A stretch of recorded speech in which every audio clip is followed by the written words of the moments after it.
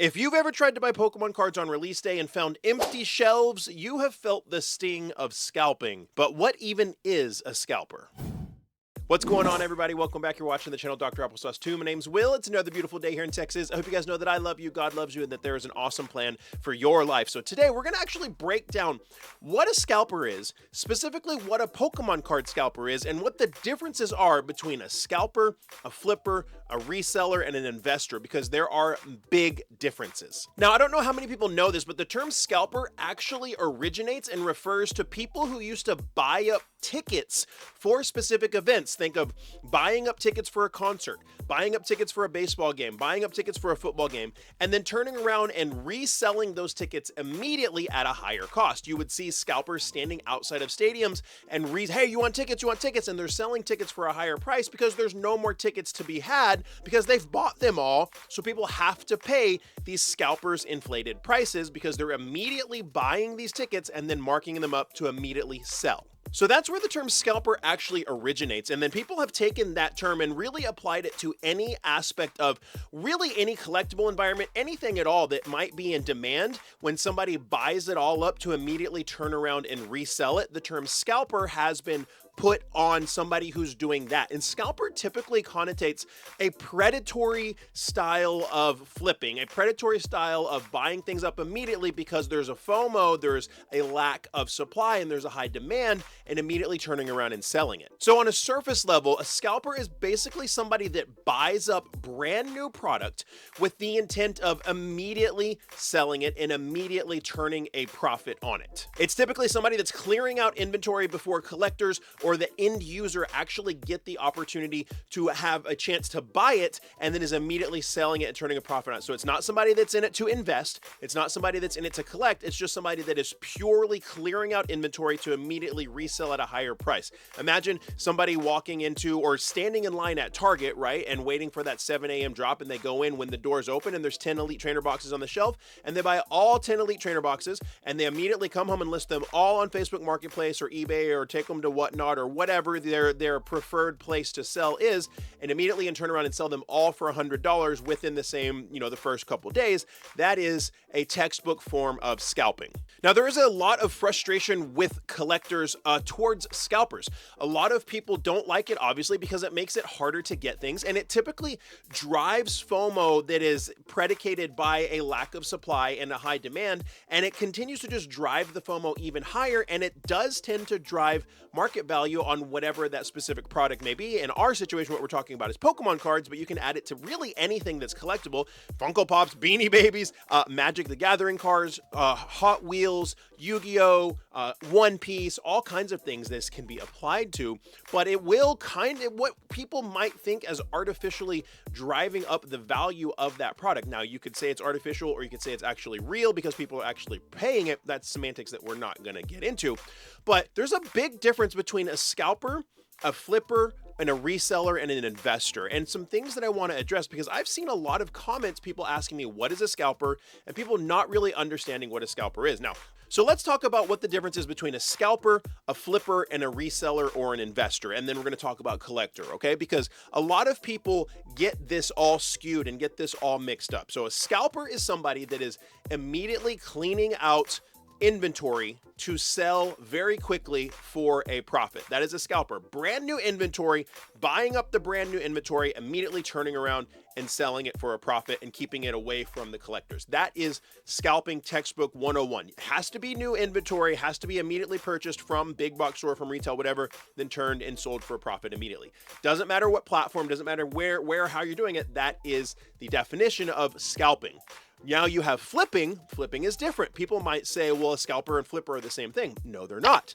A flipper is somebody that has knowledge and is buying items undervalued, so buying items for good prices and then selling them for a profit. Good example of a flipper, somebody that's buying collections that understands, okay, I can buy this $1,000 collection of, maybe 200 cards, and instead of the person selling them, piecemealing them all out one by one, I can offer them $800 for all of the cards, and I have purchased these items for undervalue, and now I can turn around and I can flip them. I have used my knowledge, I have used the intelligence I have about this specific item to buy them at a good price and then turn around and take the time to flip them. That is somebody that is a flipper. Big difference between flipper and scalper. But if you look at a reseller is somebody that has product that they're holding over time for a long time, and maybe they have like an actual store, or maybe they have like an actual, eBay storefront or something. A reseller is somebody that's going out and buying things either in volume from like pallets of returns, or they just, are buying things that they know, hey, this might have more value in the future, whatever the case may be. They're buying a bunch of stuff and they actually are holding inventory. And this inventory is actually for sale, wherever that, like I said, that might be eBay or that might be a store or whatever it is. So a reseller is someone that's actually holding inventory, where a scalper is buying things to immediately, quickly resell, buying brand new that have demand to immediately sell them for a profit. A flipper is somebody that is using their knowledge to buy things at undervalue and then turn around and sell those and make a profit off of that. So it could be new things, it could be old things. And then a reseller is somebody that's actually holding inventory, purchasing things, keeping inventory, has a bunch of inventory in stock, and then is actively selling those through some type of a storefront. And then we get into an investor, and an investor is somebody that's just buying a product and sitting on it for a long amount of time and then selling that down the road. And that is the difference between scalper, flipper, reseller, and investor. And we can apply this to Pokemon cards, but you can also apply this to really any type of collectible sphere. And something that a lot of people get skewed and a lot of people get wrong is they say, well, if you say you're a collector, but you sell, say I decide to sell, where is it right there? Say I decide to sell my Evolving Skies. There's an Evolving Skies booster box right there. Say I decide to sell my Evolving Skies booster box. People are like, well, you have turned into a scalper. No, you're not a scalper if you sell something that you've had in your collection or that you've held on to for years and years and years. If you buy something and you keep it, and then 5 years down the line, you decide to sell it for market value, you are not a scalper, because you have allowed plenty of time for the market to decide what a fair value is for that specific item. People will also say, well, if you open, let's just use Evolving Skies for a good example again. Well, if you open a pack of Evolving Skies and pull a Moonbreon and sell it for market value, guess what? You're a scalper. No, you're not, because you have opened the product and have used your luck to pull the good card to turn around and sell at market value, because what? The market has had time to decide what the value is. Now, what if it was a brand new set? Say, what if that was a brand new set and you pulled that chase card and you want to turn around and sell it? Again, you're not a scalper, because you have taken what was your luck and then turn around and sell it, because you might not have pulled that card, and then turn around and sell that at the market value. So just because you're a collector, just because you sell things, doesn't mean that you have to sell things at MSRP or at retail as a collector to avoid being a scalper. Now, if you call yourself a collector and you go out and you buy 5 ETBs of the newest set from Walmart and you turn around and you sell them for 2 times MSRP, then you're a scalper. So not everyone who sells is a scalper, and making profit isn't always bad. But if you're gobbling up brand new inventory and immediately selling it, then that's a scalper. And scalping is a symptom. It's not the root cause of what we're seeing right now, what we may see in the future, or what you could see in any collectible atmosphere. It's a symptom of basically there's not enough supply for the demand. And then you can get into semantics, and we've talked about this in the past, and we're not going to delve into it in this video, but how the demand can be artificially created, how the demand can be artificially perceived, how scalpers can continue to perpetuate this demand. But scalping is a symptom, not a cause. And sometimes scalping is just a symptom of hype. Pokemon can't control the hype. Any insert collectible company can't control the hype. Sometimes there's just hype that's created by the market, that's potentially created by scalpers, that's potentially created by influencers, that's also perpetuated and created by collectors who get excited over things. And then scalping becomes a symptom of that as well. And what can we do about scalping? First and foremost, I want to be clear. You should not hate scalpers. Every person deserves a fair shot at life. Every person deserves love. And just because somebody is scalping Pokemon cards, we don't need Pokemon cards to live. We don't need whatever insert collectible maybe you're into while you're watching this video to live. So just because somebody's scalping those cards doesn't mean that they deserve for you to hate and despise and want to do horrible things to them. I'm not advocating that at all. We can choose not to feed the beast. I always advocate not to feed the scalping beast. Be patient.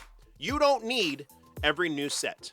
It's nice to get them. It's nice to have them. It's nice to open them. You don't need it, because when you buy at scalper prices, you are perpetuating this cycle. Now, there are a lot of people that collect that have more money than other people, and the price doesn't really matter to them, and their time is more valuable. And so they're like, well, if I want to open the new set and I got to pay $100 for an ETB and that's what it costs, that's fine. I don't care.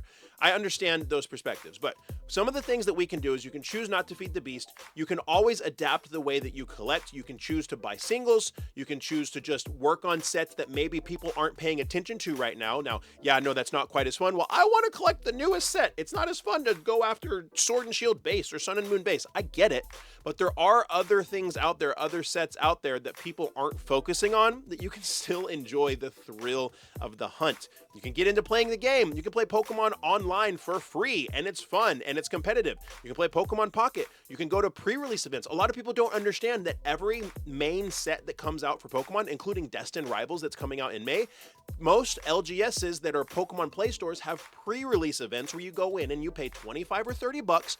You've seen those build and battle boxes? Ever wonder why those have decks in them? Has a deck in it with some booster packs. You get to open packs. You get to augment the deck with what you get in the packs. You get to sit down and you play, and guess what? You win more packs every time you win a game. It is a great way to enjoy new sets without feeding the scalper hype beast. So that is a brief breakdown on what a scalper is, and that there is a difference between scalpers, flippers, resellers, and collectors. I want to know your thoughts down in the comments below. Keep the conversation going. Let's hear it down in the comments below. If you enjoyed this video, give it a thumbs up. That is free for you to do, and it helps so much. And like I always say, my friends, find somebody to love and serve today. Be the change you want to see in the world. See you next time.